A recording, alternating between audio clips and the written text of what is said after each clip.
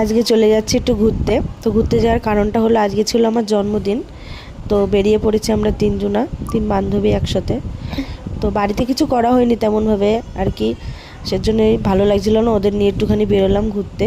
তো তোমরা সবটা ভিডিওর মধ্যেই দেখতে পারবে কোথায় গেছি, কি করলাম কি না করলাম। তো আসলে কি বলো তো, মা বাবা ছাড়া জন্মদিনটা পুরোটাই সেভাবে ভালো লাগে না। আমার মা বাবা এখানে থাকে না, ওরা থাকে দিল্লি। তো আমরা চলে এসেছি কেকের দোকানে। তো তোমাদের সবটাই দেখাবো। এটা হলো স্টেশনের এখানে কেকের দোকানটা। তো আমরা ভেতরে যাচ্ছি, চলো দেখি কি নেওয়া যায়। তো আমরা ভেতরে ঢুকে গেলাম।